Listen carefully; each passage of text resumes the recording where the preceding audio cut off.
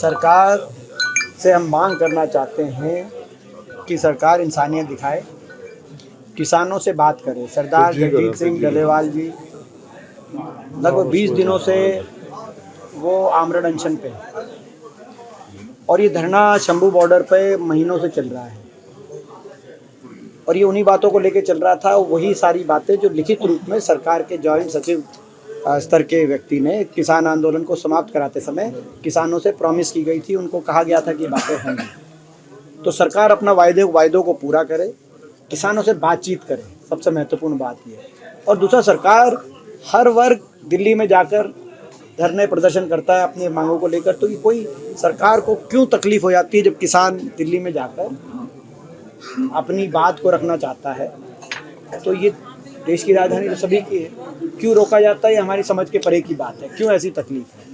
बहरहाल जो भी आज की जो स्थिति है उसमें सबसे महत्वपूर्ण है कि बातचीत करे सरकार, अपने ही किए गए वायदों को, जो किसान आंदोलन के समय किसान संगठनों से वायदे किए गए थे, उन वायदों को पूरा करे।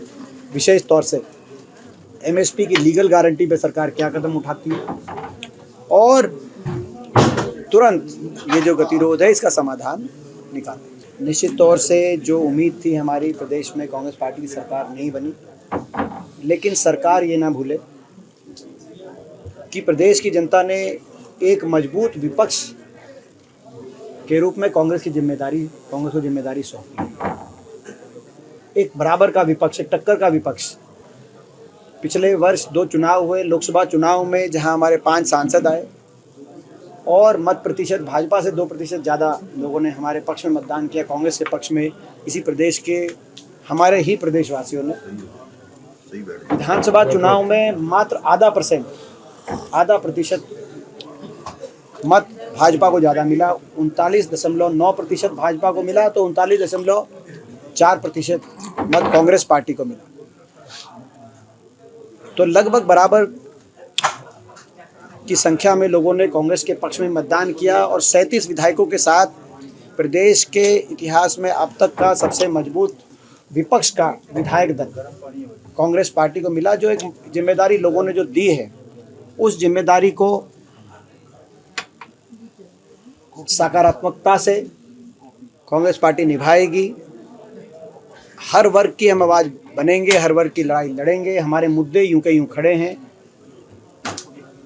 जो ये सरकार एक विफल सरकार जो साबित हुई है, हमारे अनुसार जिस सरकार में के कार्यकाल में हरियाणा बेरोजगारी, नशे और अपराध में नंबर 1 बन गया और विकास की पटरी से उतर गया।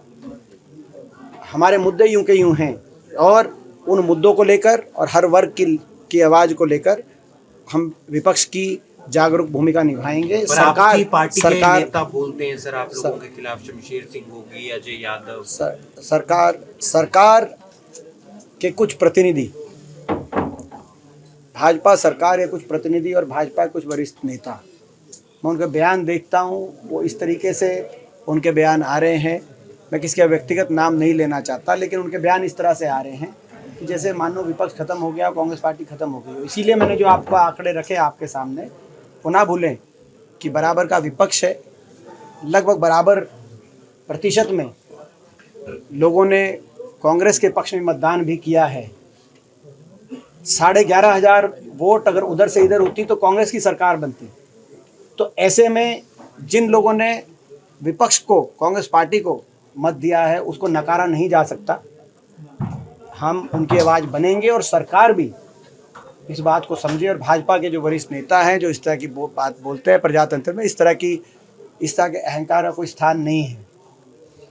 ये सही है कि सरकार उनकी बनी है, लेकिन कोई ऐसा प्रचंड बहुमत से नहीं बनी जितना वो प्रचंड अहंकार भाजपा में दिखाई दे रहा है। कांग्रेस पार्टी की जो अंदरूनी जो बातें हैं उसके आप इस बात के गवाह हैं, पिछले 20 वर्ष से गवाह हैं कि मेरा एक ही जवाब होता है, कांग्रेस पार्टी की जो भी बातें होती है वो सही समय पे पार्टी के अधिकारित लोग उसकी जानकारी आप तक देंगे।